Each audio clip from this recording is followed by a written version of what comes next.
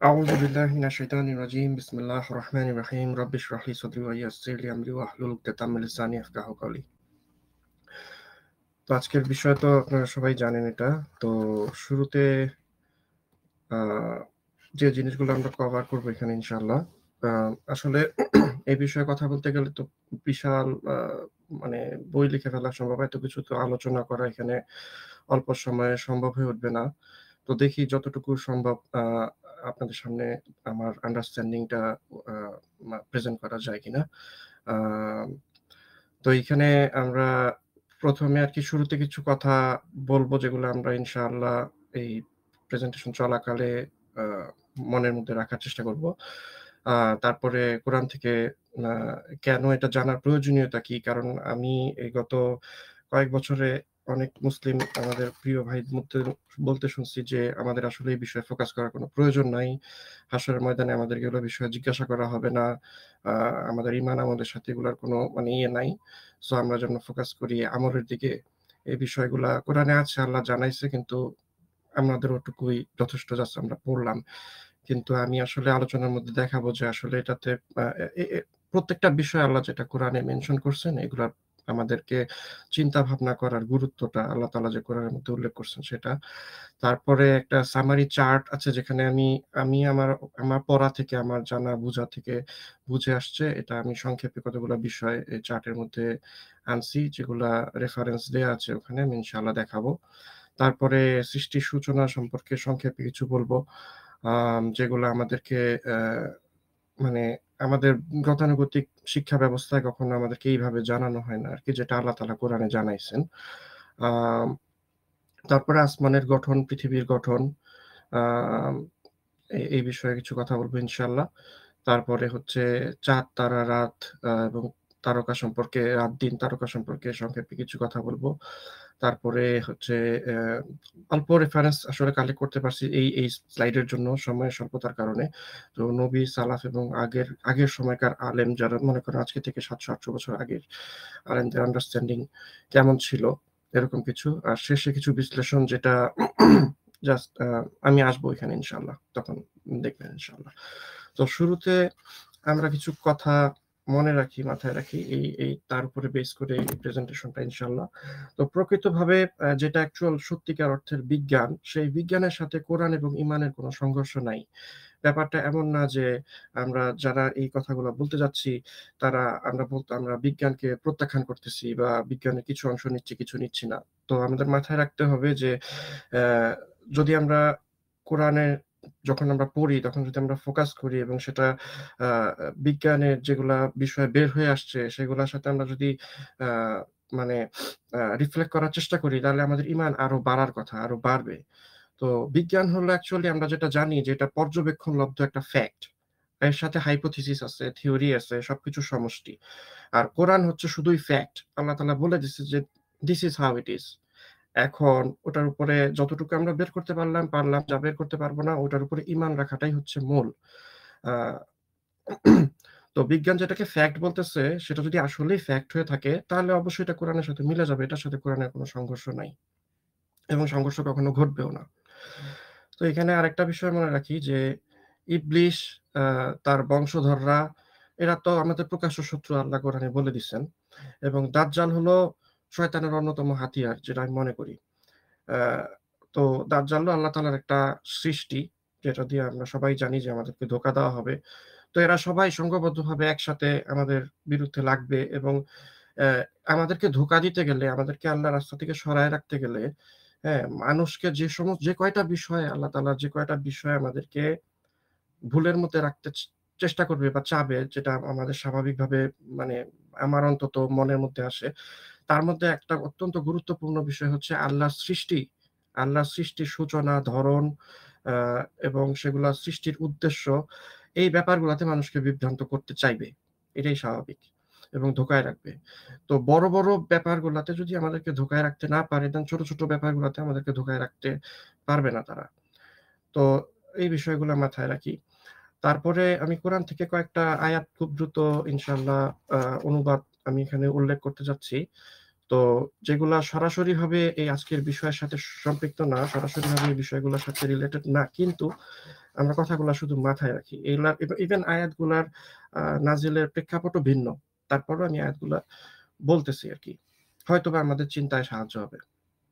তো দেখেন এখানে আল্লাহ তাআলা বলতেছেন সূরা কাহাফের ৫১ নম্বর আয়াতে যে, আসমানসমূহ ও জমিনের সৃষ্টিকালে আমি তাদেরকে, এখানে তাদেরকে বলতে আল্লাহ তাআলা মিন করছেন না, তার আগের আয়াতে আসছে ইবলিস ও তার বংশধর এবং তাদের যারা মানে ফলো করে, হ্যাঁ? তো তাদেরকে আমি সাক্ষী করি নাই। যখন আমি আকাশ জমিন সৃষ্টি করছি তখন সেই সৃষ্টিকালে আমি তাদেরকে সাক্ষী করি নাই।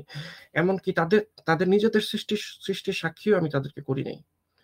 আর আমি পথভ্রষ্টকারীদেরকে, এখানে আল্লাহ তাআলা তাদেরকেই মানে উল্লেখ করছেন যে শয়তান তাদের বংশধর অনুসারী। তো আমি এই পথভ্রষ্টকারীদেরকে সাহায্যকারী রূপে গ্রহণকারীও না। আচ্ছা, তারপরে আল্লাহ তাআলা সূরা আনআমের ১১৬ নম্বর আয়াতে বলতেছেন যে, "তুমি যদি জমিনের অধিকাংশ লোকের কথা মতো চলো, তাহলে তারা তোমাকে আল্লাহর পথ থেকে বিচ্যুত করে ফেলবে। তারা তো শুধু অনুমানেরই অনুসরণ করে। আর তারা শুধু অনুমান ভিত্তিক কথাই বলে।"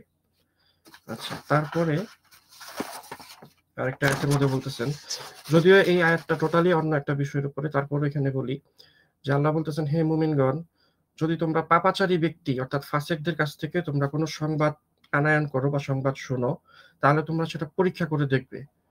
এই আয়াতটা আমরা সবাই জানি। অজ্ঞতাবশত তোমরা আ কোনো সম্প্রদায়ের ক্ষতি সাধনে প্রবৃত্ত না হও এবং নিজেদেরকে পরবর্তীতে মানে কৃতকর্মের জন্য অনুতপ্ত না হও।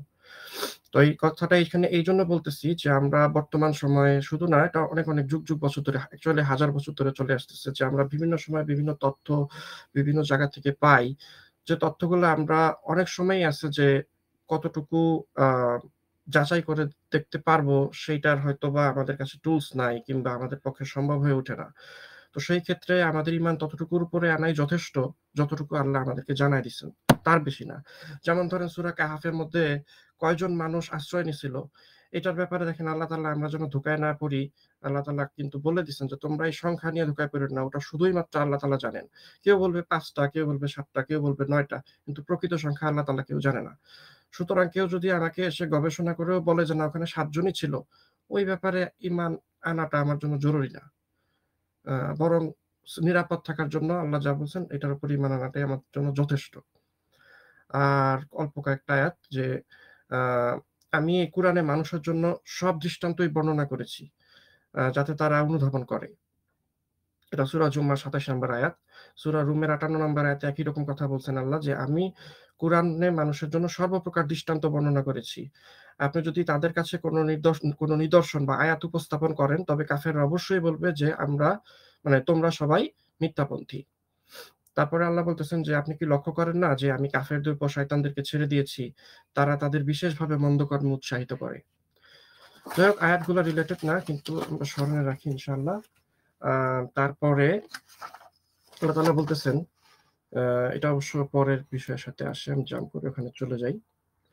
আ এই বিষয়ে আমরা কোরআন থেকে এবং হাদিস থেকে মানে এই বিষয়ে জানার প্রয়োজনীয়তাটা কি? তো আমরা যতই জানার চেষ্টা করব, আয়াতগুলোর প্রতি রিফ্লেক্ট করব, হ্যাঁ? আমরা ইনশাআল্লাহ সত্যটা আ জেনে আল্লাহ সন্তুষ্টি অর্জনে আমরা কাজে লাগাতে পারবো। এবং কোরআনে আল্লাহ বারবার বলেছেন যে, আ আল্লাহ স্পষ্টভাবে সবকিছু বলে দিছেন। যেন আমরা, এবং অনেক উপমা উদাহরণ দিয়ে আল্লাহ তাআলা বলতেছেন যেন মানুষ চিন্তা করে দেখে। তো আমরা যখন চিন্তা করা বন্ধ করে দিব, তখন কিন্তু আমাদের ওইখানেই শেষ। আমরা মানে স্টাক হয়ে যাব। আমাদের এই আয়াতগুলা নিয়ে চিন্তা গবেষণা করে অনেকে অনেক আগায় যাবে এবং আমাদেরকে মিসলিড করার চেষ্টা করবে। তো এখানে আপনারা যদি স্ক্রিন স্টিল দেখে থাকেন, দেখবেন যে সূরা আল ইমরানের এই আয়াতটার ভিতরে আল্লাহ তাআলা বলতেছেন যে, "আসমান ও জমিন সৃষ্টিতে এবং রাত ও দিনের আবর্তনে", হ্যাঁ? আবর্তনটা আমি উদ্দেশ্য করে আমি এটা আন্ডারলাইন করছি, যেটা পরে আসতেছে। আবর্তনে নিদর্শন রয়েছে বোধসম্পন্ন লোকেদের জন্য। যারা দাঁড়িয়ে বসে শায়িত অবস্থায় আল্লাহকে স্মরণ করে এবং চিন্তা গবেষণা করে। কি নিয়ে চিন্তা গবেষণা করে? আসমান ও জমিন সৃষ্টির বিষয়।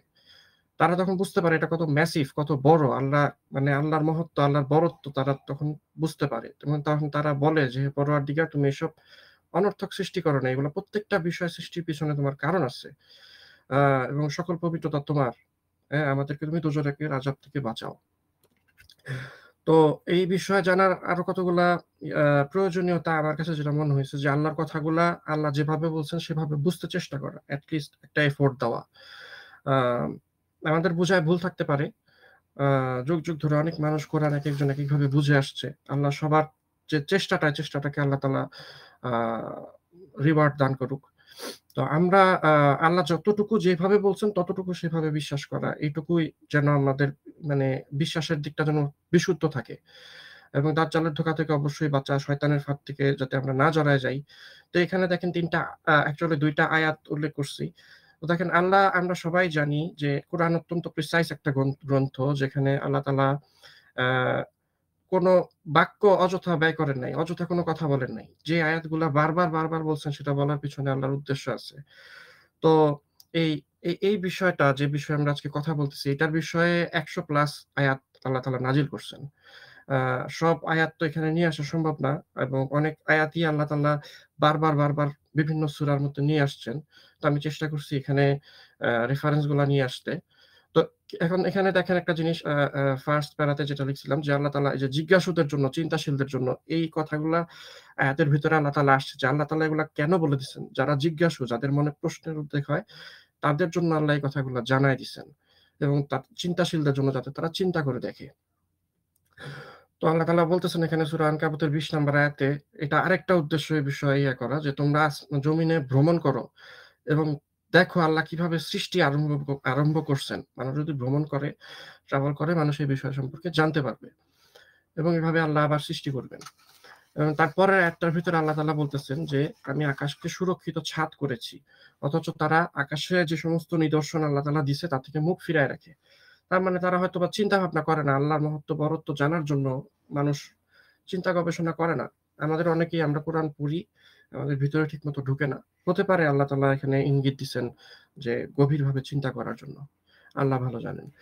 আমাদের ভাইদের মধ্যে থেকে যাদের আসলে কোরআন হাদিসের নলেজ আরো অনেক গভীরে আছেন, যারা আলেম, ওনারা আরো বলতে পারবেন যে আমার বলায় বা আমার বুঝায় কোনো ভুল হচ্ছে কিনা। ইনশাআল্লাহ আশা করব যে ওনারা আমাকে প্রেজেন্টেশন শেষে আমার কোন আয়াতের বলায় বা রিফ্লেক্ট করায় যদি ভুল থাকে আমাকে ইনশাআল্লাহ শুদ্ধ করে দিবেন।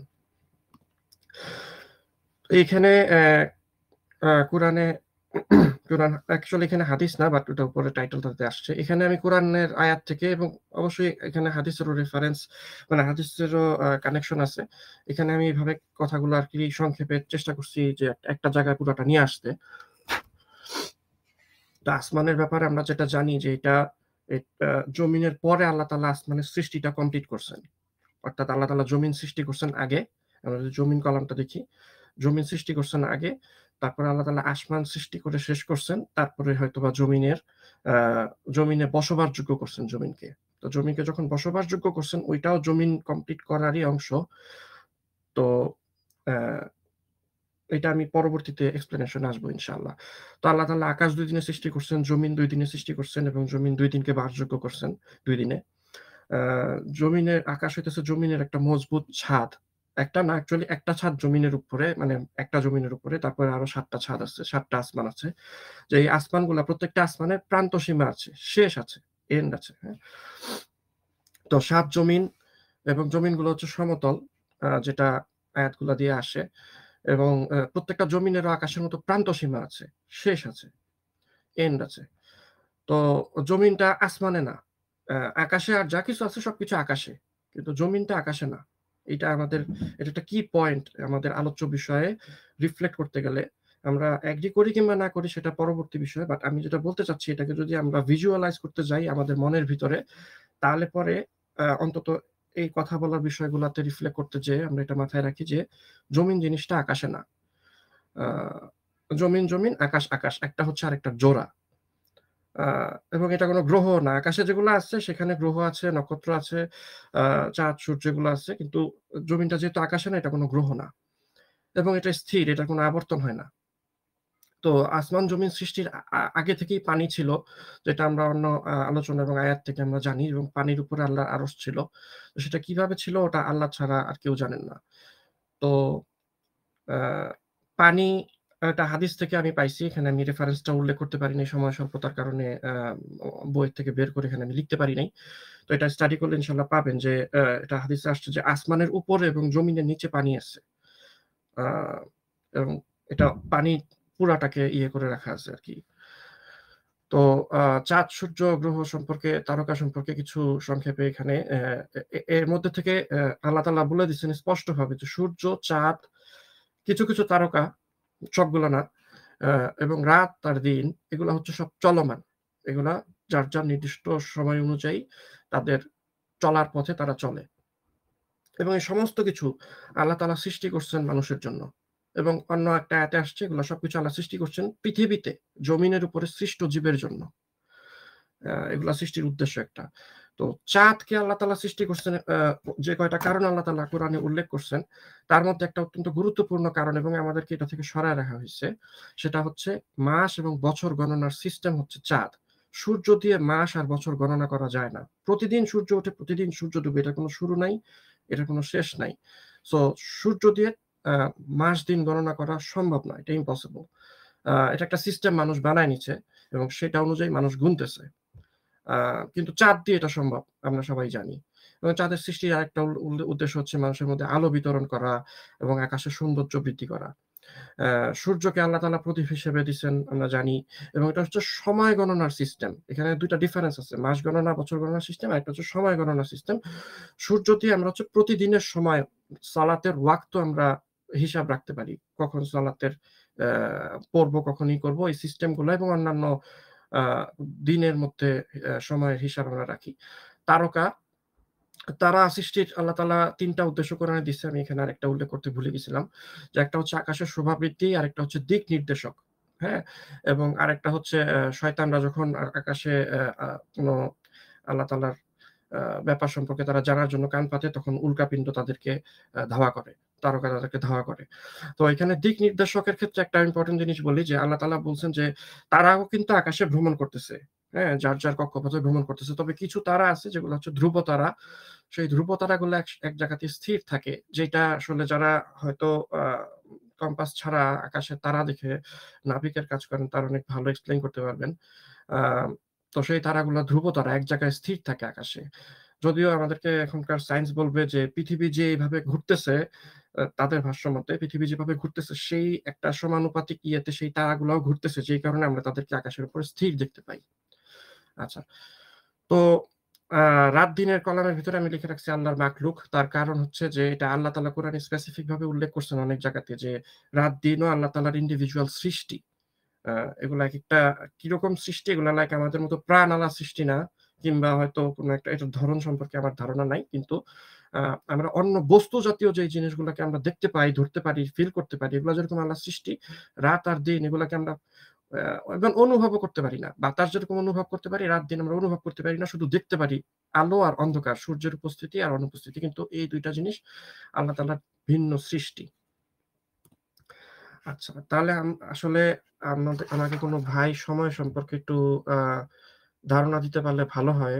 কারণ আমি আসলে যে প্রেজেন্টেশনটা টাইমড করিনি যে কতটুকু সময় আমার শেষ হবে, এটা আমার করা হয়ে ওঠে নাই। তো আমি যদি সময়ের বাইরে যদি চলে যেতে থাকি আমাকে কেউ দয়া করে জানাবেন। আচ্ছা। ভাইয়েরা কি আছেন লাইনে? জি, জি আছি। আপনি করতে আচ্ছা, থাকেন আচ্ছা। জি, সমস্যা জি নেই। আছে জি। ইনশাল্লাহ। আচ্ছা। তো দেখেন সৃষ্টির সূচনা সম্পর্কে আল্লাহ তাআলা বলে দিচ্ছেন। এই ব্যাপারগুলা আমাদের সামনে একমাত্র কোরআন কিংবা যারা বাইবেল পড়ে কিংবা আমি জানি না এটা আ ইহুদিরা এখন যে ধর্মগ্রন্থগুলা তারা পড়ে সেগুলোর ভিতরে কিভাবে কতটুকু উল্লেখ আছে। তবে বাইবেল থেকে আমি এটলিস্ট ১ম লাইনটা এভাবে পাইছি। আ এটা আমাদের ডে টু ডে লাইফ এ বা আমাদের এই সেকুলার এডুকেশন এ কোন জায়গায় আসে না। আ এবং আল্লাহ তাআলা যেটা বলতেছেন যে আকাশসমূহ এবং জমিন আল্লাহ সৃষ্টি করছেন ৬ দিনে। তো এখন এইটা নিয়ে আলেমদের মধ্যে আ আন্ডারস্ট্যান্ডিং এর ডিফারেন্স আছে।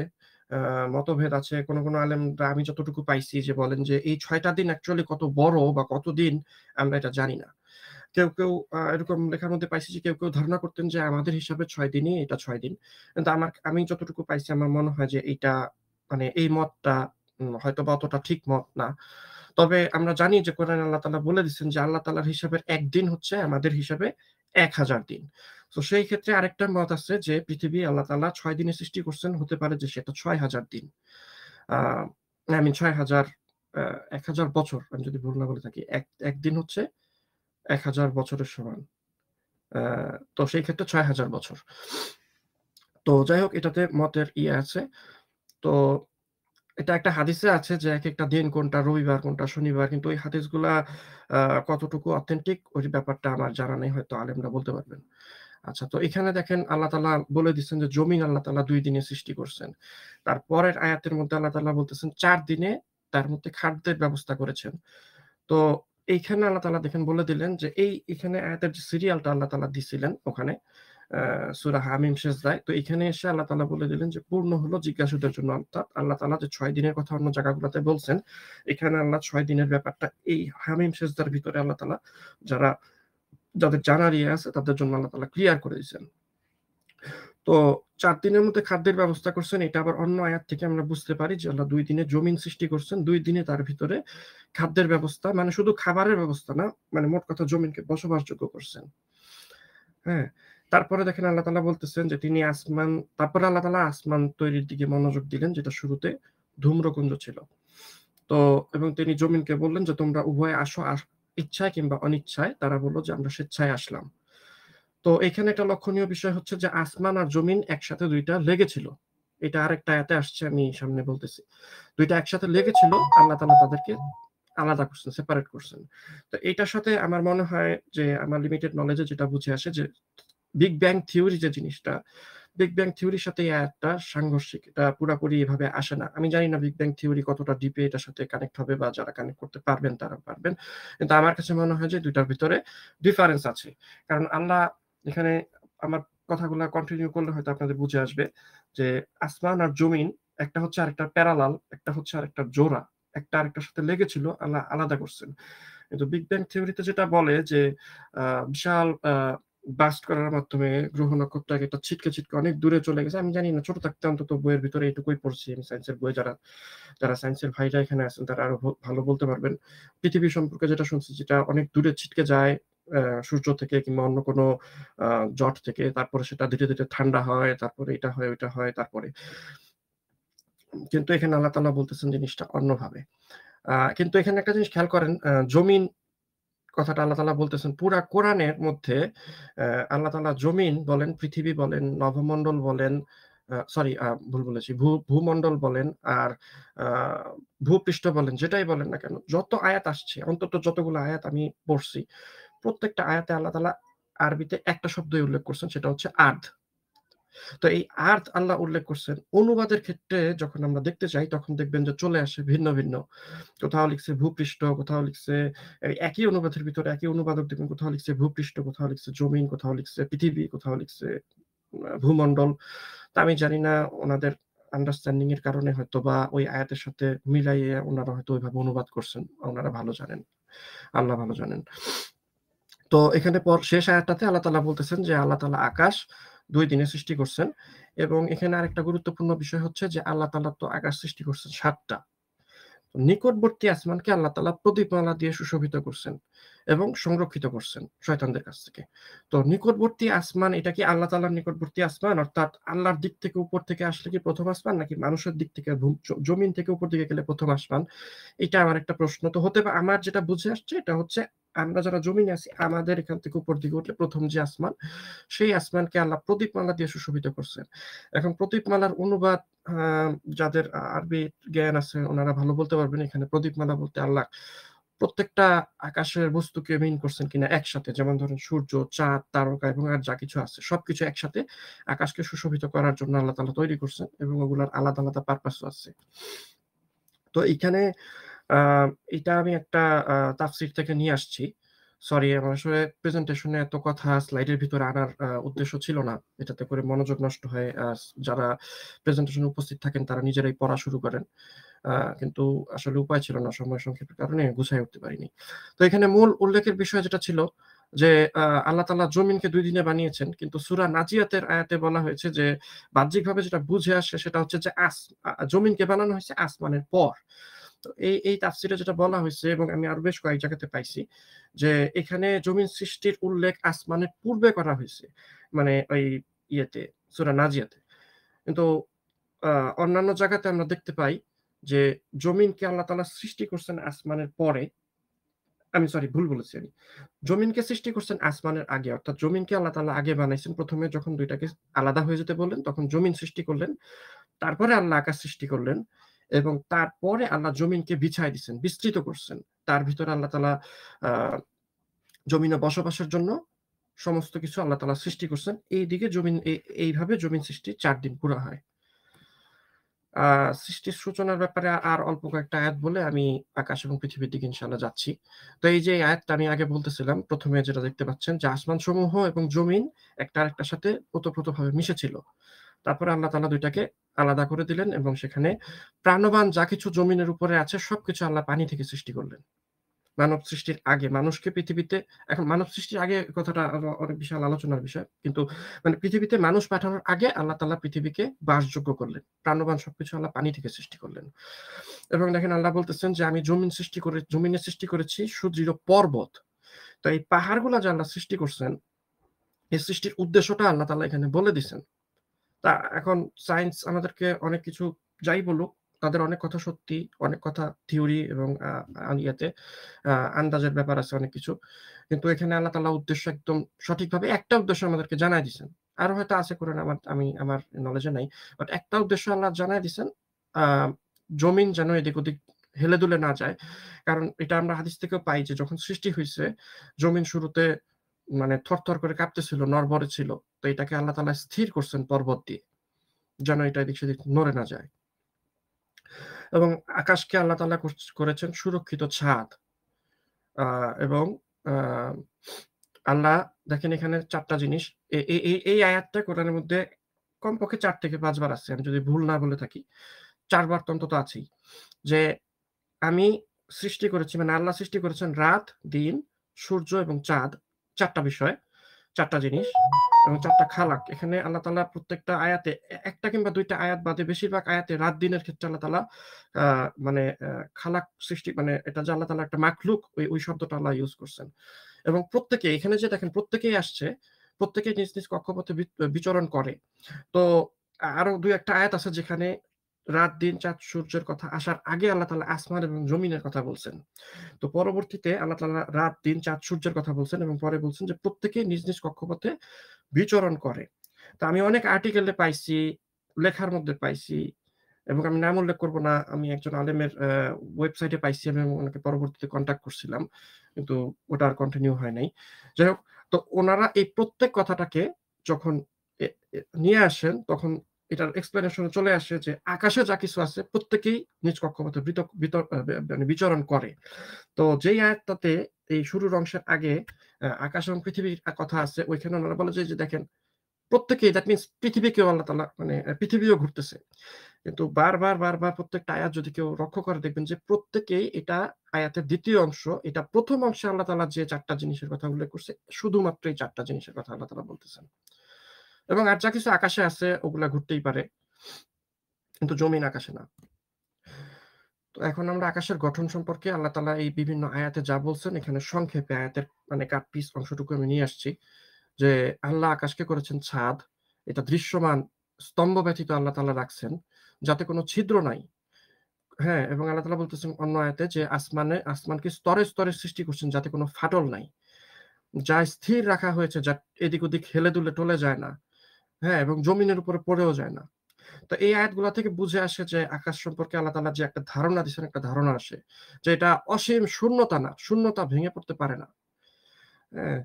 তো যেগুলার প্রান্ত সীমা আছে, আকাশগুলার প্রান্ত সীমা আছে এবং একসময় আকাশকে গুটায় নিয়ে আসা হবে। এবং তিনি চাইলে আসমানকে করবেন খন্ড-বিখণ্ড। আকাশ ভেঙে চুরমার হয়ে যাবে।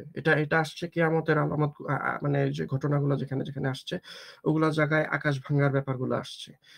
যা মানুষের উপরে আল্লাহ তাআলা ফেলে দিবেন, পড়বে। এবং কিয়ামতের দিন আসমান হবে ছিদ্রযুক্ত। এখন কিন্তু আকাশ ছিদ্রযুক্ত না, আকাশে কোনো ফাটল নাই। কিন্তু কিয়ামতের সময় এগুলো হবে। এবং সৃষ্টি হবে অনেক দরজা। আ আকাশে এখনো হয়তো দরজা আছে, যেটা সম্পর্কে অন্য আয়াতে আছে আমার এই মুহূর্তে স্মরণে আসছে না। কিন্তু সৃষ্টি হবে অনেক দরজা ওই সময়।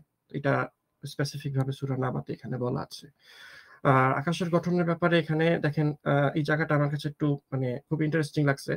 ১ম আয়াতটা যেটা সূরা মুলকের মধ্যে আল্লাহ তাআলা বলতেছেন যে দেখেন, তিনি বলতেছেন যে ৭ আসমান আল্লাহ স্তরে, স্তরে সৃষ্টি করছেন।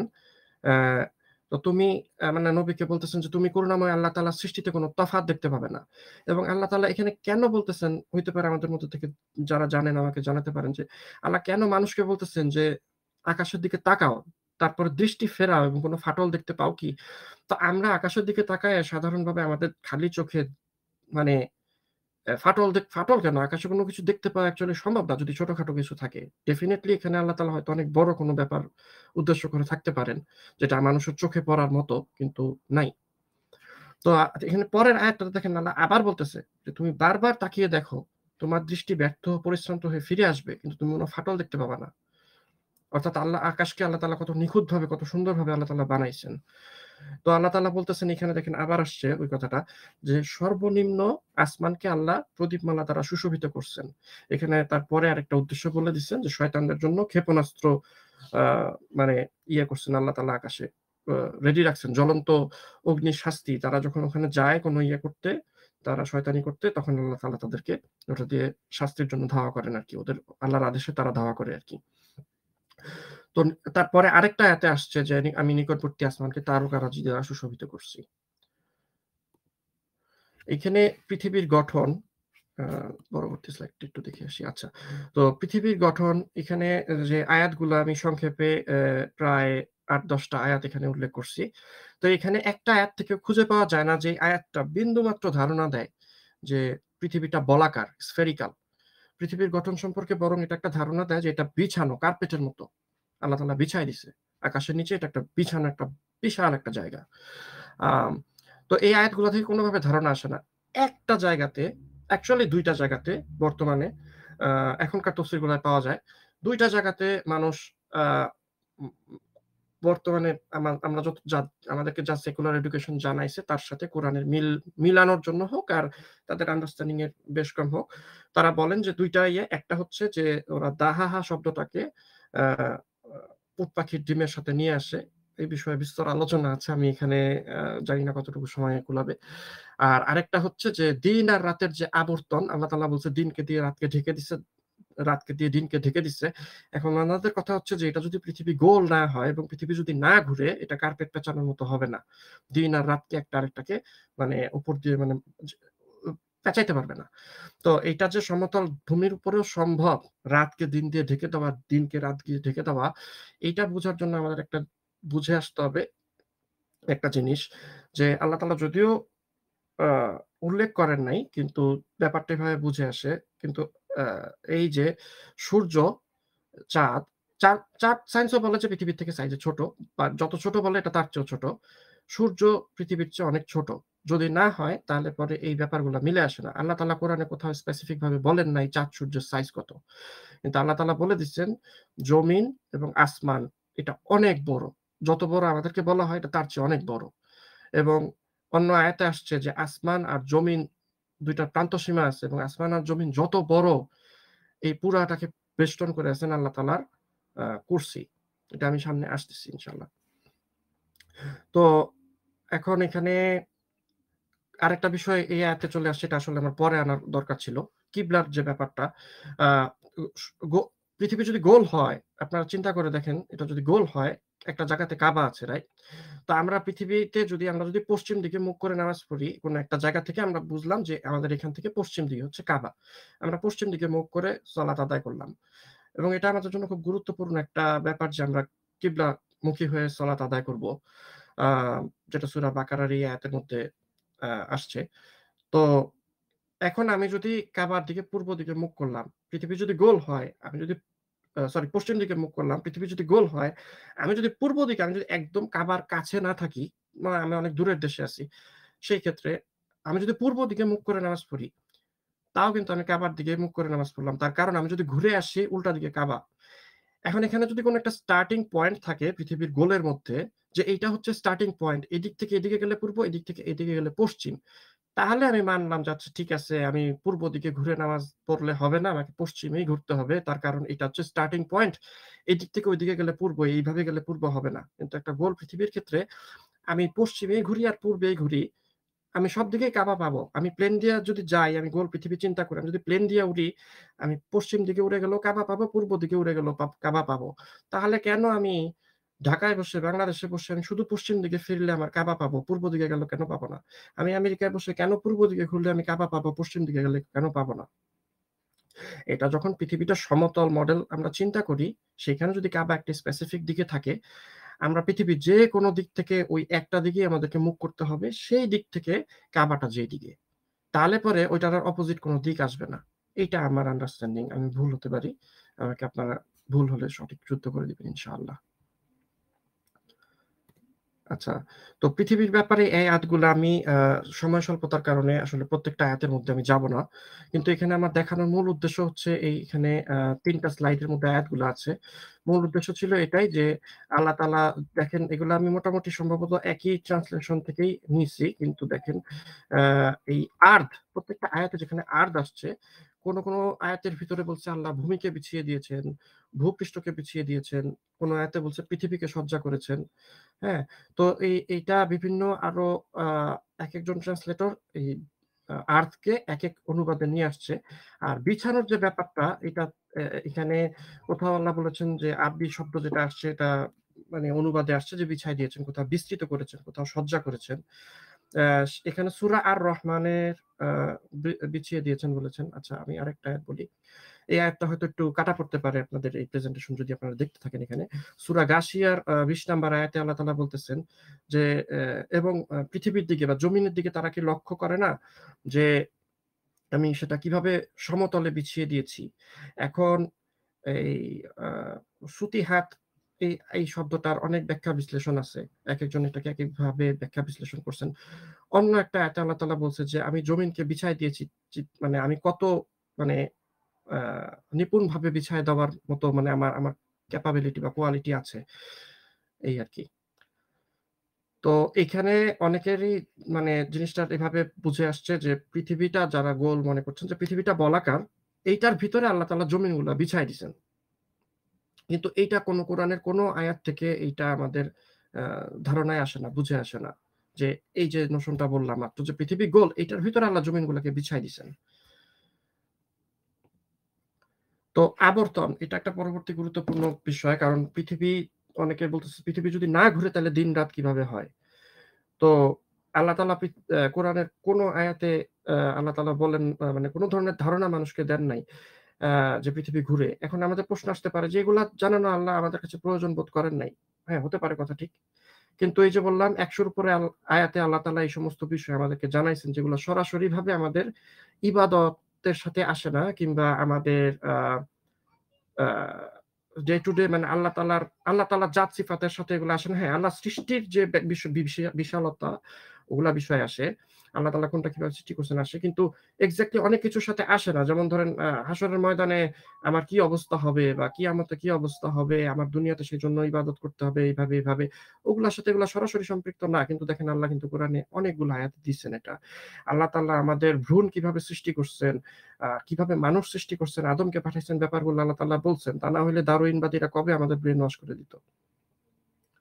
তারপরে দেখেন আল্লাহ তাআলা আরো বেশ কিছু বিষয় যেগুলা বড় প্রত্যেকটা বিষয় যেগুলাতে আমরা দাজ্জালের ধোঁকায় পড়ার সম্ভাবনা বা আছে বা ছিল, সবসময় হয়ে আসছে বা শয়তান আমাদেরকে আল্লাহ তাআলা থেকে মিসলিড করছে। প্রত্যেকটা গুরুত্বপূর্ণ বিষয় আল্লাহ তাআলা কোরআনে সংক্ষেপে উল্লেখ করছেন। দেখেন আমাদেরকে এই যে সুদের ব্যাপারটা বা আমাদেরকে এই বিষয়গুলো আল্লাহ তাআলা কোরআনে উল্লেখ করে দিচ্ছেন যাতে মানুষ চিন্তা ভাবনা করে ওগুলা থেকে বেঁচে চলার চেষ্টা করে। আ আমাদেরকে মানি সম্পর্কে ধারণা দিচ্ছেন। তো এরকম আরো অন্যান্য বিষয় আছে যেগুলো আল্লাহ তাআলা আমাদেরকে চিন্তা করার জন্য দিছেন। তো এই আবর্তনের বিষয়টা এখানে দেখেন, আমি কতগুলো আয়াত নিয়ে আসছি যেখানে প্রত্যেকটার ভিতরে দেখেন আল্লাহ তাআলা বলতেছেন সূর্য এবং চাঁদ, রাত, দিন, চাঁদ, সূর্য প্রত্যেকটা নির্দিষ্ট কালে পরিভ্রমণ করে। আল্লাহ তাআলা আকাশে যে রাশিচক্র সৃষ্টি করছেন এখানে চাঁদ আর সূর্যকে রাখছেন এবং সেগুলা পরিভ্রমণ করে জমিনের উপরে আসমানে। আ তারপরে দেখেন সূর্য একটা নির্দিষ্ট স্থানে আবর্তন করে। হ্যাঁ? তারপরে হচ্ছে সূর্য, চন্দ্র হিসাব মতে চলে। তার ঠিক উপরের আয়াতটাতে দেখেন সূর্য, চন্দ্র, রাত, দিন প্রত্যেকেই তার কক্ষপথে সন্তরণ করে। এরকম একটা আয়াতও পাওয়া যাবে না যেটার মধ্যে জমিন সন্তরণ করে কিংবা জমিন আসমানে আছে। এরকম ধারণা পাওয়া যাবে না। তো এইখানে আমি আরো অনেকগুলা আয়াতের রেফারেন্স নিয়ে আসছি। তো এখানে বেসিক্যালি আ এটা একটা হাদিস থেকেও আসছে যে আ মানে সূর্য পৃথিবীর উপরে পরিভ্রমণ করে। তো তারপরে সন্ধ্যায় অস্ত যায় ওইটা অনেক বিশাল আলোচনার বিষয়। ওইটা এখানে আজকের এইটার সাথে সম্পৃক্ত না। ওটা কিভাবে হয় ওটা আল্লাহ তাআলা জানেন। আমি স্লাইড থেকে এটা অ্যাকচুয়ালি লাস্টের একটা লাইন সরাতে চেয়েছিলাম, হয়ে ওঠে নাই। আচ্ছা তো আবর্তনের বিষয়টা যদি আসে পরবর্তী অংশটুকুতে দেখেন যে এতগুলো আয়াতে আসছে সূর্য আর চাঁদের আবর্তনের কথা। আ সূর্য সন্ধ্যা পর্যন্ত আবর্তন করে। তার পরবর্তীতে যেই ভূমির যে অংশের উপরে চলে যায় সেখানে আবার সূর্য, সেখানে আবার বেলা তখন ভিন্ন। যেই জায়গার উপর দিয়ে সূর্যটা যাচ্ছে তখনের সেই সময়টুকু পার করে পরবর্তী এলাকায় চলে যাচ্ছে। পৃথিবীর এরকম ঘূর্ণন হয় না। আর মহাকাশে যত তারা আছে আ সেগুলা আল্লাহ তাআলা সৌন্দর্য বন্ধুকে এটা তো আগে বলছি। আচ্ছা, আর ধ্রুব তারা হচ্ছে স্থির তারা। যেটা সম্পর্কে এটা আরেকটা সূরায় আসছে। আমি এই স্লাইডে আয়াতটা নিয়ে আসতে পারিনি যেহেতু কথা বলার বিষয়বস্তু এটা না। যে আল্লাহ তাআলা বলতেছে যে সমস্ত তারা, আমি যদি ভুল না বলি আল্লাহ মাফ করুক। মানে আল্লাহ তাআলা বলতেছেন যে শপথ ওই সমস্ত তারার যেগুলা চলমান এবং যেগুলা স্থির। আচ্ছা, তো এখানে একটা লক্ষণীয় বিষয় স্লাইডটাতে যে আল্লাহ কোরআনে, আমরা যেহেতু আল্লাহ তাআলা আমাদেরকে পাঠাইছেন জমিনে। এখন আমরা গোল পৃথিবী ধরি আর সমতল পৃথিবী ধরি। আল্লাহ আমাদেরকে পাঠাইছেন জমিনে। এইখানে আল্লাহ তাআলা আমাদেরকে যে গাইডেন্স পাঠাইছেন কোরআন, এই গাইডেন্স এর মূল হচ্ছে ফোকাস হচ্ছে আমরা। আমাদের জন্য আল্লাহ তাআলা এই গাইডেন্সটা পাঠাইছেন। সুতরাং আমরা গোল পৃথিবীতেই থাকি আর সমতল পৃথিবীতেই থাকি।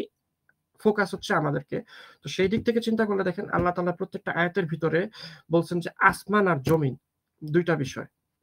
আমি আসমান আর জমিনের মধ্যে যা কিছু সৃষ্টি করছি, আমি আসমান আর জমিন এই ২ টার মালিক। এরকম যা কিছু এখানে আসছে। তো এখানে দেখেন ১ম অংশটা আমি আয়াতুল কুরসি থেকে নিয়ে আসছি। এখানে আল্লাহ তাআলা আসমান ও জমিনে যা কিছু রয়েছে সবই তার। অর্থাৎ আকাশের ভিতরে আকাশের যত সৃষ্টি আছে সব তার, জমিনে যা কিছু সৃষ্টি আছে সব তার। আমরা যদি চোখ বন্ধ করে একটুখানি চিন্তা করি যে আমরা একটা মহাশূন্যের মধ্যে আছি। এখানে অত্যন্ত ছোট্ট একটা ডট হচ্ছে একটা পৃথিবী। এর থেকে অনেক বিশাল, বিশাল জিনিস আছে যেগুলার অনেক বড়, বড় অনেক সেগুলার সৃষ্টি। কারণ আল্লাহ আরেক জায়গায় বলতেছে যে, "তোমাদের সৃষ্টি কি বেশি কঠিন না আকাশ সৃষ্টি?" তো আকাশের সৃষ্টি হচ্ছে ম্যাসিভ। তো ওই ম্যাসিভ সৃষ্টির মধ্যে আমরা যদি ছোট্ট একটা বল হই, ওই একটা বলের ভিতরে আমরা নগণ্য মানুষ। অথচ আমরা জানি যে আল্লাহ তাআলার যারা নেক বান্দা তারা হচ্ছে সৃষ্টির শ্রেষ্ঠ। তাদেরকে আল্লাহ তাআলা জমিনে পাঠাইছে। মানে আমার এই কথাগুলো হয়তোবা একটু কনফিউজিং লাগতে পারে। মানে আমি যেটা বুঝাইতে চেষ্টা করতেছি যে এখানে জমিনটা ফোকাস। জমিনটা হচ্ছে মনে করেন একটা স্টেডিয়ামের মতো যেখানে ফ্ল্যাশ লাইট যখন ওই যে ফ্লাড লা এ ইয়ে লাইট গুলা যখন মারা হয়, এটা হচ্ছে মঞ্চ। তো এই মঞ্চের ভিতরে আল্লাহ তাআলা মানুষ পাঠাইছে এবং এখানে সবকিছু ঘটতেছে, সব দুনিয়া চলতেছে। তার উপরে আসমান হচ্ছে ছাদের মতো। তো সেক্ষেত্রে আল্লাহ তাআলা বলতেছে যে জমিনে সবকিছু সৃষ্টি করছি সব আমার। এবং আমার জ্ঞান তার কোন কিছুই পরিবেষ্টন করতে পারে না। মানে আর তারা কোন কিছুই এটা অ্যাকোয়ার করতে পারে না যতটুকু আমি ইচ্ছা না করি তার বাইরে। এবং আমার কুরসি মানে আল্লাহ তাআলার কুরসি সমস্ত আসমান আর জমিনকে পরিবেষ্টন করে আছে। তো আসমান আর জমিনে এমন কোন গোপন বিষয় নাই যেটা সুস্পষ্ট কিতাবে নাই। তো সুস্পষ্ট কিতাব এখানে সম্ভবত কোন ইয়েতে আসছে যে যেটা আল্লাহ তাআলার কিতাব ওইখানে আছে। আমি শব্দটা এই মুহূর্তে মাথায় আসছে না। আম মানে লিখিত কিতাব যেটা আ আছে। তো আসমান ও জমিনে এমন কোন গোপন বিষয় নেই। মানে এখানে এই আয়াতটা এখানে উল্লেখ করার মূল ফোকাসটা হচ্ছে দেখেন আল্লাহ তাআলা আসমান আর জমিনের কথা বলতেছেন। পরের আয়াতেও তাই, তার পরের আয়াতেও তাই এবং প্রত্যেকটা আয়াত এখানে যে আসমান আর জমিনের সার্বভৌমত্ব আল্লাহর। সূরা হাদীদে দেখেন আল্লাহ তাআলা ১ম যে ৫ টা আয়াত নাজিল করছেন, এখানে হাদীদের ১ থেকে ৫ পর্যন্ত উল্লেখ করছি। ৩ নাম্বার আয়াতটা বাদে বাকি ৪ টা আয়াতে আল্লাহ তাআলা উল্লেখ করছেন, আসমান ও জমিনে যা কিছু আছে, আসমান ও জমিনে সবকিছুর সার্বভৌমত্ব আমার। এরকম ৪ টা আয়াত, হ্যাঁ? তো বারবার আল্লাহ তাআলা এই আ সামাওয়াতি ওয়াল আরদ কথাটা উল্লেখ করছেন। আ আল্লাহ ভালো জানেন উনার উদ্দেশ্যটা এখানে এক্সাক্টলি কি আমার কতটুকু বুঝে আসছে। কিন্তু এটা হইতে পারে কোন একটা কারণে সিগনিফিক্যান্ট। আ শুধুই আসমান আর জমিন এই ব্যাপারটা বলতে যেয়ে এখানে একটা আয়াত যেটা আমি ইবনে কাসিরের মধ্যে পড়তেছিলাম, যেটা একটু আগে আমি শুরুতে বলছিলাম যে আসমান আর জমিন হচ্ছে একটা আরেকটার জোড়া, পেয়ার। তো এখানে দেখেন আ আ জারিয়াতের এই ৪৭ থেকে ৪৯ নম্বর আয়াতে যেটা আসছে যে আমি আসমান নির্মাণ করেছি আমার ক্ষমতা বলে এবং আমি অবশ্যই মহা সম্প্রসারণকারী। আকাশকে আল্লাহ তাআলা বিশাল বানাইছেন। এটা অনেক বড়, অনেক বিশাল সম্প্রসারণ করছেন। এবং তার পরের আয়াতটাতে দেখেন জমিনকে আল্লাহ তাআলা কিভাবে বিছায় দিয়েছেন। এটাকেও আল্লাহ সম্প্রসারিত করছেন। যেগুলো অন্যান্য আয়াতে আসছে। বিছায় সম্প্রসারিত করছেন। আ বস্তুত আমি প্রত আ আমি বস্তুত সৃষ্টি করেছি জোড়ায়, জোড়ায়। আমি প্রত্যেক বস্তু সৃষ্টি করেছি জোড়ায়, জোড়ায় যাতে তোমরা উপদেশ গ্রহণ করো। তো তাফসীরের এই অংশটার ভিতরে ১ম প্যারাটা বাদ দিচ্ছি যেখানে আলেমদের কথা বলা আছে কারা এরকমটা মনে করতেন। বা ২য় আয়াতে যেখানে আমি হাইলাইট করছি এখানে দেখেন আল্লাহ বলতেছেন যে মহান আল্লাহ বলেন যে, "জমিনকে আমি সৃষ্ট জীবের জন্য বিছানা বানিয়েছি। আর একে বানিয়েছি অতি উত্তম বিছানা।" আগের প্যারায় আল্লাহ আকাশের কথা বলছেন। তো তারপরে তাফসীর এখানে বলতেছে যে সমস্ত মাখলুককে জোড়া, জোড়া করে সৃষ্টি করেছেন। যেমন আসমান, জমিন, দিবস, রজনী সূর্য চন্দ্র, জল স্থল, আলো অন্ধকার, ঈমান কুফর, জীবন মৃত্যু, পাপ পুণ্য, জান্নাত জাহান্নাম এবং জীবজন্তুর মধ্যে থেকেও সব জোড়ায় জোড়ায় আল্লাহ সৃষ্টি করছেন।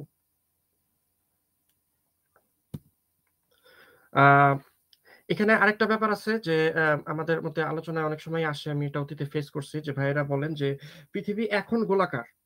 পরবর্তী পৃথিবী আল্লাহ যেটা বানাবেন যেখানে সবার পুনরুত্থান হবে সেই পৃথিবী হচ্ছে সমতল। ওইটা কেমন হবে ওটা আমাদের ধারণা নাই। কিন্তু এখন পৃথিবী গোলাকার। এটাকে ভেঙে চুরে আল্লাহ তাআলা সমানভাবে বানাবেন। তখন আকাশ থাকবে, পৃথিবী থাকবে, আর যা কিছু থাকবে ওটা আল্লাহ তাআলা ভালো জানেন। আমার যেটা বুঝে আসছে একাধিক আয়াত থেকে, এখানে আমি একটা আয়াত উল্লেখ করছি। আরেকটা আয়াত সম্ভবত সূরা নাজিয়াতের মধ্যে আছে, যেখানে আল্লাহ কিয়ামতের কথা বর্ণনা করছেন। তো এই আয়াতটার মধ্যে দেখেন আল্লাহ বলতেছেন যে, "আর স্মরণ করুন সেদিন পর্বতমালাকে করব সঞ্চালিত। পাহাড় পর্বত উঠে যাবে। পাহাড় পর্বতকে আল্লাহ উঠায় ফেলবেন এবং যেই জমিন দেখবেন সেই জমিনটা হবে উন্মুক্ত প্রান্তর।" হ্যাঁ? আর সেখানে আমরা সবাইকে একত্রিত করব। মানে আল্লাহ সবাইকে সেদিন একত্রিত করবেন। আরেকটা যেটা সূরা নাজিয়াতের মধ্যে সম্ভবত আসছে, সেখানেও আল্লাহ তাআলা বলছেন যে আল্লাহ তাআলা যে জমিন তখন বানাবেন, সম্ভবত ১৪ নাম্বার আয়াতের মধ্যে আল্লাহ তাআলা বলতেছেন, "ফাইজা হুম বিস-সাহিরা।" তো এখন এখানে সাহিরা যে শব্দটা, সেই শব্দটার আ অর্থটা আসছে এরকম যে সেদিন সবাই জাগ্রত হবে, সেদিন সবার চৈতন্য ফিরে আসবে, সেদিন পুনরুত্থানের পরে সব মানুষ নিজ চোখে সবকিছু দেখতে পাবে, সত্যটা জেনে যাবে। এবং অন্যান্য কিছু তাফসীরের ইয়েতে আসে যে সাহিরা শব্দটা, এটার আরেকটা মিনিং কিছু তাফসীরে আসছে, যেখানে বলা হচ্ছে যে এটা একটা সমতল ল্যান্ড, একটা ভূমি, যেই ভূমিটা একদম নতুন মাত্র বানানো হয়েছে সেটার উপরে মানুষের পুনরুত্থান হবে এবং সেই ভূমিটা এমন যে যেটার মধ্যে কখনো কোনো ফসলও জন্মায় নাই, সেই ভূমির উপরে কোনো পাপও হয় নাই, সেই ভূমির উপরে কোনো ভালো কাজও হয় নাই, কিছুই হয় না, এটা জাস্ট একদম নতুন। সেটার মধ্যে কোনো পর্বতমালা থাকবে না, কোনো গর্ত থাকবে না, খানাখন্দ থাকবে না, জলাশয় থাকবে না, কিচ্ছু না, এটা প্লেন একটা ল্যান্ড। তো আমার এইভাবে এই আয়াতগুলা থেকে এটাই বুঝে আসছে যে এখন পৃথিবী অসমতল। পৃথিবীটা গোলাকার বলাকার না, এটা অসমতল, যেখানে পাহাড় পর্বত গর্ত আছে যেগুলো তখন থাকবে না। এখানে আলেমদের আকীদা আ বিষয়ে আসলে আমাদের ১ ঘন্টা প্রায় হয়ে আসতেছে। তো এখানে আমি একটা লিঙ্ক শেয়ার করছি। এটা অনেক বড় একটা লেখা যেটা এখানে উল্লেখ করা সম্ভব না। তো মোহাম্মদ বিন শাইখ মোহাম্মদ বিন সালিহ আল উসাইমিন, উনার আন্ডারস্ট্যান্ডিং এটাই যে পৃথিবীটা আবর্তন করছে না, ঘুরছে না। এই কোরআন থেকে এবং হাদিস থেকে উনি উদ্ধৃতি দিয়ে ওখানে ওটা ব্যাখ্যা করছেন যে এটা স্থির।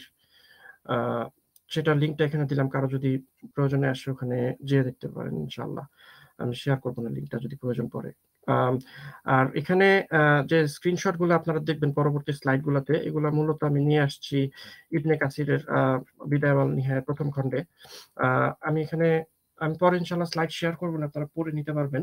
তো এখানে আমি সংক্ষেপে যেটা বলতে চাচ্ছি যে আমি এতক্ষণ যা কিছু বললাম, আ যা কিছু আলোচনা করলাম সেই ব্যাপারগুলা ইবনে কাসিরের ১ম খণ্ডের মধ্যেও এগুলা উনার আ লেখার মধ্যে আসছে। আ এখান থেকে আমি আমি চিন্তা করতেছি যে ২-১ টা জায়গাতে আমি একটু উল্লেখ করতে চাচ্ছিলাম। আ এখানে সৃষ্টির সূচনা সম্পর্কে উনি বলতেছিলেন, যে কথাগুলো আমি একটু আগে উপরে বলছি। এখানে একটা হাদিস আসছে। হাদিসটা আ আ মধ্যে বেসিক্যালি রাসূলুল্লাহ সাল্লাল্লাহু আলাইহি ওয়াসাল্লাম সাহাবাদেরকে জিজ্ঞাসা করতেছেন যে, "তোমরা কি আকাশের ব্যাপারে জানো কিনা?" আ আকাশের গঠন সম্পর্কে এখানে যখন বলা হচ্ছে, তখন উনি বলতেছেন যে, "আকাশ হচ্ছে আ জমিনের থেকে ৫০০ বছরের পথ।" এইখানে সময়ের যে ব্যাপারটা, এই ব্যাপারটা আমরা একটু মাথায় রাখি যে, সময়টা অ্যাকচুয়ালি কতটুক দূরত্ব কিংবা ৫০০ বছরের পথ কি হেঁটে নাকি ফ্লাই করে নাকি গাড়ি চালায়, ওই বিষয়টা আমরা আড়ালে রাখি। কারণ এখানে ওইটার উল্লেখ নাই। কিন্তু এটা আমরা যতটুকু বুঝি এখানে ৫০০ বছর বলার উদ্দেশ্য হচ্ছে যে অনেক, অনেক, অনেক বড়, অনেক বিস্তৃত। তো জমিন থেকে আকাশ ৫০০ বছরের পথ। তো ১ম আকাশের যে পুরুত্ব, এটা কতটুকু পুরু, কতটুকু চওড়া, এটা হচ্ছে আকাশটা ৫০০ বছরের পথ। অর্থাৎ একটা আকাশ, এটা আমি একটা লেকচার অ্যাকচুয়ালি একাধিক লেকচারে আমি শুনছিলাম। আমি রেফারেন্সটা এই মুহূর্তে এখানে আনতে পারতেছি না। আমার কাছে লিখিত অবস্থায় হ্যান্ডি নাই। যে আকাশ হচ্ছে একটা একাধিক বর্ণনায় আসছে যে এটা সম্ভবত হাদিস থেকে। আমি বয়ানের মধ্যে শুনছি যে আকাশ হচ্ছে কাচের তৈরি, কাচের পুরু আকাশ, মজবুত মানে সলিড। আর অন্য বয়ানে আসছে আকাশ হচ্ছে বরফের। তো এটা বরফের হোক কিংবা কাচেরই হোক, এটার যে পুরুত্ব, এটা হচ্ছে ৫০০ বছরের পথ। তারপরে আবার ৫০০ বছরের জমিন। তারপরে পরবর্তী আকাশ ৫০০ বছর। তারপরে ৫০০ বছরের জমিন। তারপরে পরবর্তী আকাশ ৫০০ বছর। এরকম করে ৭ টা আকাশ, ৭ টা জমিন। তো আহ,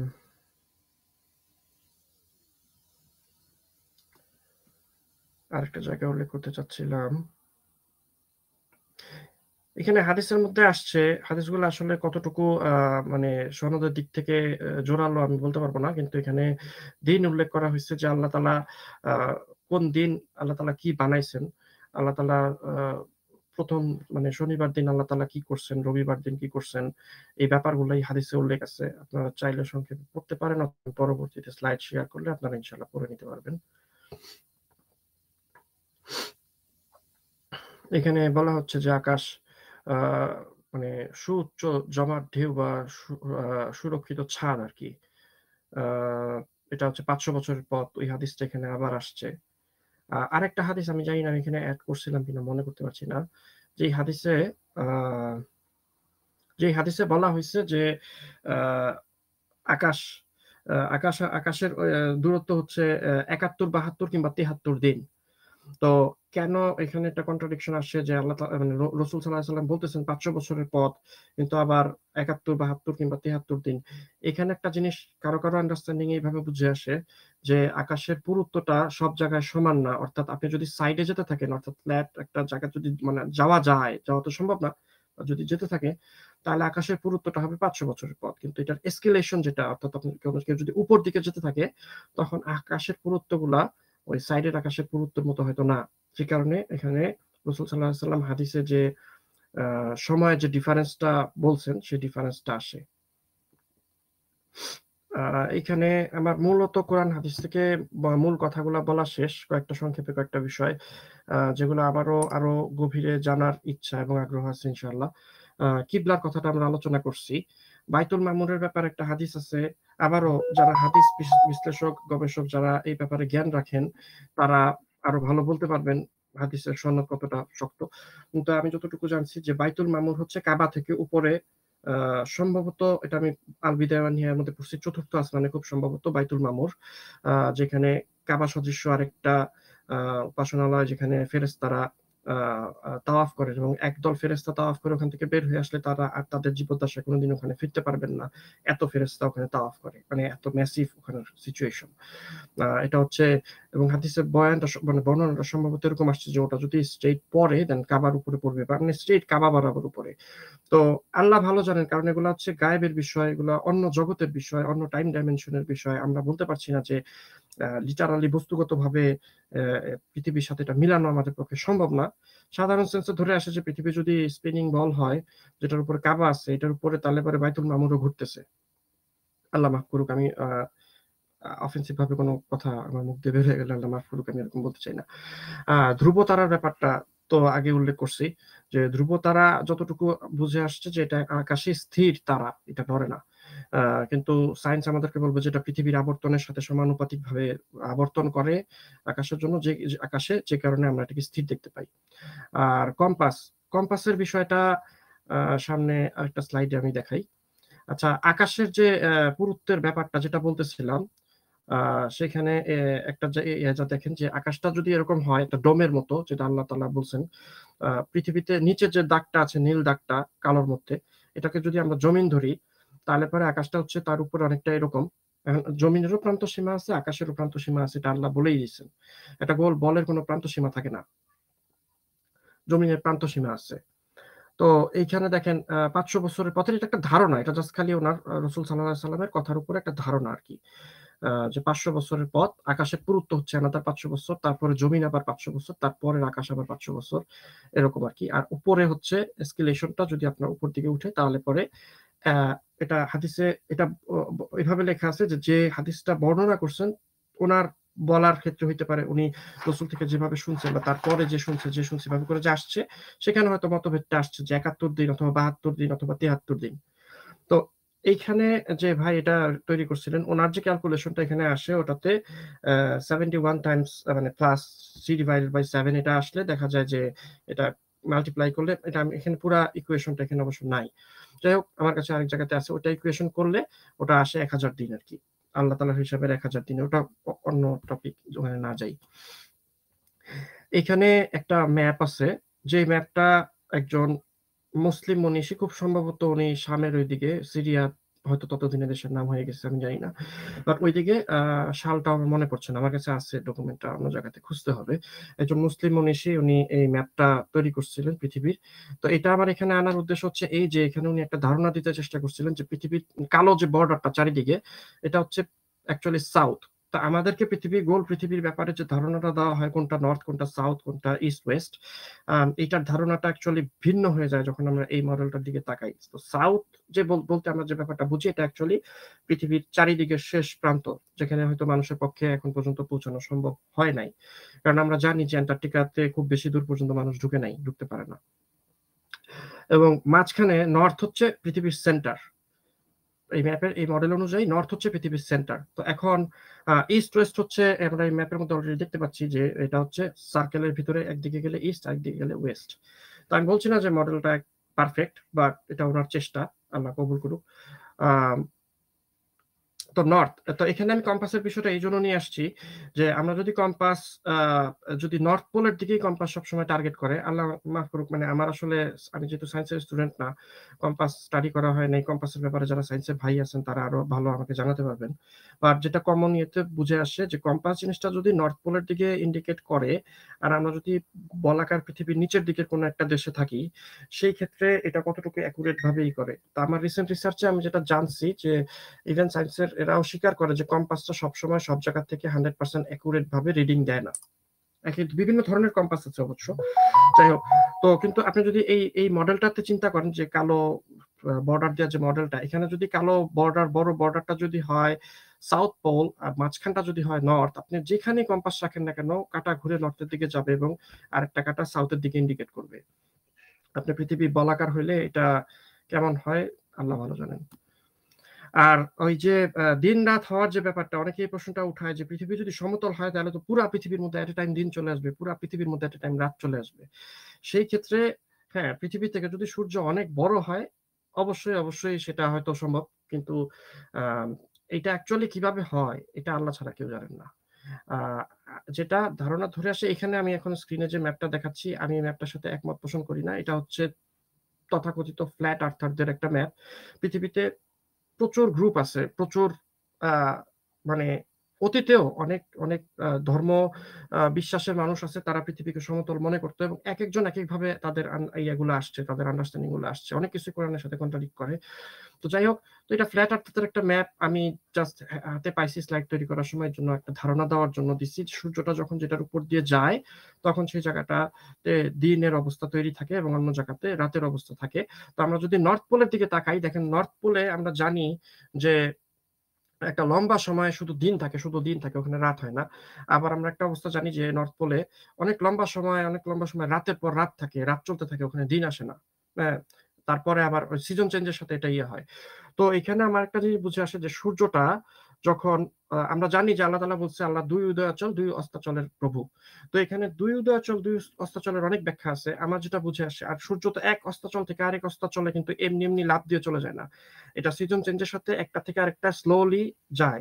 যেতে যেতে যেতে যেতে যখন সে তার ওই কর্নারে পৌঁছায় যায়, মানে ওই অস্তাচলে পৌঁছায় যায়, পরবর্তীতে সে আবার আস্তে আস্তে আস্তে আস্তে আরেক অস্তাচলে আসে। এইভাবে ঋতুর পরিবর্তন হয়। তো সূর্যটা যত এই ছবির মধ্যে যতটুকু দূর দিয়ে সে ঘুরতেছে, এই যে পরিধিটা আরো বড় হয় যখন আরো পৃথিবীর মানে প্রান্তর দিকে আসে, তখন সেই অঞ্চলগুলোর উপর দিয়ে একটা সিজন যেতে থাকে। মাঝখানটাতে তখন তখন সম্ভবত নর্থ পোলে একটা লম্বা সময় অন্ধকার থাকে।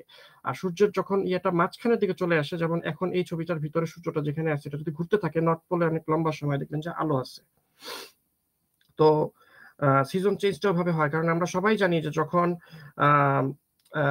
ব্রাজিলে যখন উইন্টার, আমেরিকা তখন সামার, আমেরিকা যখন উইন্টার, ব্রাজিলে তখন সামার। তো সূর্যের ইয়ের কারণে এটা হয়ে থাকতে পারে, কক্ষপথ পরিবর্তনের কারণে। আচ্ছা, আমি এখানে অ্যাড করতে চাইছিলাম যাতে যখন স্লাইডটা যদি ভাইদের সাথে শেয়ার করি, ওনারা যেন ওই লিঙ্ক গুলা কিংবা বইগুলা অ্যাক্সেস করতে পারেন। আমার পক্ষে এটা কালেক্ট করে ওঠা সম্ভব হয় নাই। তো আমার প্রেজেন্টেশন এখানেই শেষ। যদি কিছু ভুল বলে থাকি আল্লাহ তাআলা আমাকে মাফ করুক। এর মধ্যে থেকে যদি আমাদের কোনো উপকার মঙ্গল হয়ে থাকে, সেটা আল্লাহ তাআলার পক্ষ থেকে। আমাকে আপনারাও মাফ করবেন যদি আমার কোনো কথায় কোনোভাবে কেউ আঘাত পেয়ে থাকেন। আসসালামু আলাইকুম ওয়া রাহমাতুল্লাহ। ওয়ালাইকুম আসসালাম ওয়া রাহমাতুল্লাহ। জাযাকাল্লাহ খাইরান। তো এখন তো প্রশ্নোত্তর পর্ব হবে ইনশাআল্লাহ। তো কারো কোনো প্রশ্ন থাকলে আমরা করতে পারি ইনশাআল্লাহ।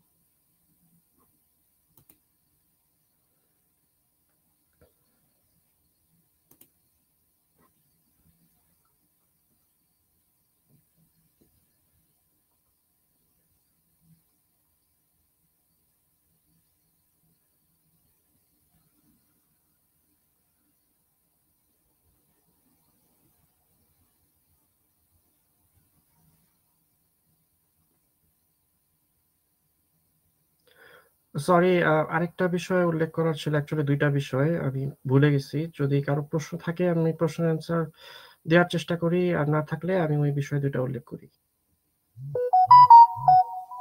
জি, শুরু করেন তাহলে যেহেতু কেউ প্রশ্ন করতেছে না। আচ্ছা। আর ২ টা বিষয়ে অ মা উল্লেখ করতে চাচ্ছিলাম। একটা হচ্ছে যে আমাদেরকে নাসা এবং অন্যান্য স্পেস এজেন্সি গুলা যেগুলা আমাদেরকে জানায় আসতেছেন অনেক বিষয়ে। তাদের মধ্যে অনেক তথ্য আছে সঠিক।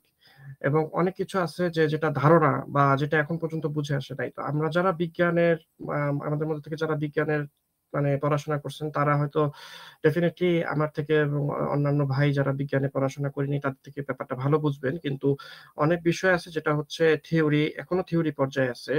যেমন বিগ ব্যাং থিওরিকে এখনো থিওরি বলা হয়। তো আ যে ব্যাপারগুলা থিওরি বা যে ব্যাপারগুলাতে বিজ্ঞানীদের মধ্যেও এখনো মতভেদ আছে, যেমন আপনারা একটু স্টাডি করলে হয়তো পাবেন যে গ্র্যাভিটির ব্যাপারে আ বিজ্ঞানীদের মধ্যে মতভেদ আছে। আ এরকমও আমি পাইছি রিসার্চ করতে যে বিজ্ঞানীরা বলে যে গ্র্যাভিটি বিষয়টা অ্যাকচুয়ালি এক্সিস্ট করে না। আ তারা দ্বিমত পোষণ করেন।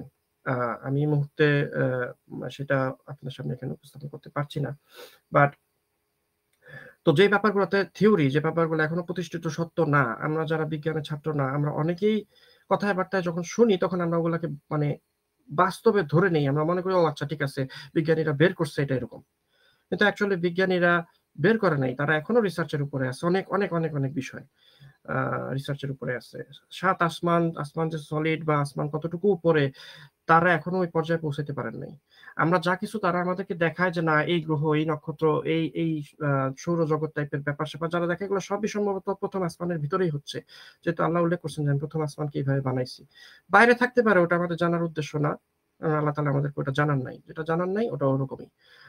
আর আরেকটা বিষয় উল্লেখ করতে চাচ্ছিলাম যে নাসার কার্যক্রম বা এই ধরনের স্পেস এজেন্সি গুলার কার্যক্রম শুরু হইছে আজকের থেকে খুব বেশি হলে ১০০ বছর, এর বেশি ছাড়াবে না।